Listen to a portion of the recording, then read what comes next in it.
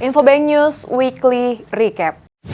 Berita pertama datang dari Bank Indonesia. Bank Indonesia terbitkan aturan turunan dari Peraturan Pemerintah DHE Sumber Daya Alam. Bank Indonesia menerbitkan Peraturan Bank Indonesia Nomor 7 Tahun 2023 tentang devisa hasil ekspor dan devisa pembayaran impor. Ketentuan yang berlaku efektif pada 1 Agustus 2023 ini mengatur prinsip dan instrumen penempatan DHE Sumber Daya Alam serta pengaturan pengawasan DHE Sumber Daya Alam. Ada 4 instrumen penempatan DHE Sumber Daya Alam, di antaranya rekening khusus DHE SDA dalam valuta asing, dan instrumen perbankan berupa deposito valuta asing. Ketiga, instrumen keuangan yang diterbitkan oleh Lembaga Pembiayaan Ekspor Indonesia berupa promissory note valuta asing.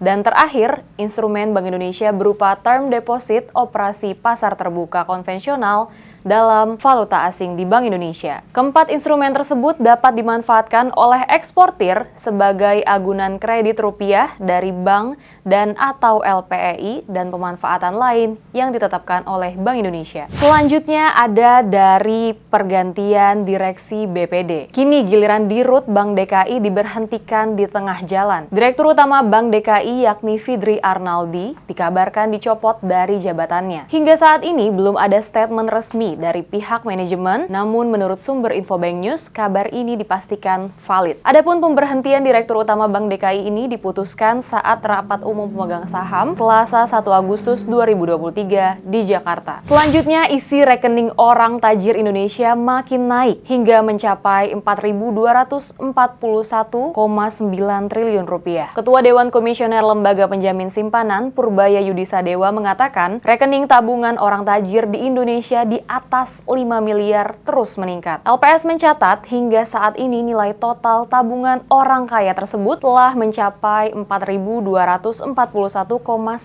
triliun atau tumbuh sebesar 6,49% secara year on year. Pertumbuhannya jauh lebih besar dibandingkan dengan rekening di bawah 100 juta yang naik 3,75% year on year dengan total 1.012 triliun rupiah. Per Juni 2023, LPS sendiri telah menjamin simpanan rekening nasabah Bank Umum sebanyak 99,94% dari total rekening atau setara 520.526.539 rekening. Berita selanjutnya, Infobank dan Star Asset Management luncurkan reksadana Star Infobank 15. PT Star Asset Management bekerja sama dengan Infobank Media Group meluncurkan produk reksadana indeks Star Infobank 15. Dengan produk ini, para investor di sektor perbankan tak perlu mempelajari setiap saham bank secara individual karena sudah diriset oleh Infobank. Produk investasi Star Infobank 15 memiliki bobot investasi terbesar pada saham-saham BBRI 18,3%, BMRI 17,1%, BBCA 10,5%, dan BBNI 9,6%. Reksadana indeks Star Infobank 15 ini tidak hanya dibeli oleh investor institusi, tetapi juga oleh investor high net worth individual dan investor retail dengan langsung menghubungi Star Asset Management. Reksadana indeks Star Infobank 15 ini merupakan salah satu instrumen investasi yang dapat dipertimbangkan terutama bagi investor yang memiliki rencana investasi jangka panjang. Selanjutnya, mengenai IMEI, buntut dari IMEI ilegal, 176.000 iPhone bakal diblokir. Sebanyak 191.965 unit smartphone dengan nomor International Mobile Equipment Identity ilegal akan diblokir atau dinonaktifkan. Dari jumlah tersebut, sebanyak 176.000 diantaranya adalah produk iPhone. Ratusan ribu ponsel ini akan dinonaktifkan karena tidak mendaftarkan nomor IMEI sesuai prosedur. Diduga, oknum Kemenperin tidak melakukan proses permohonan IMEI ke dalam sistem Centralized Equipment Identity Register. Padahal seharusnya ada proses pengajuan permohonan untuk kemudian mendapatkan persetujuan dari Kemenkominfo.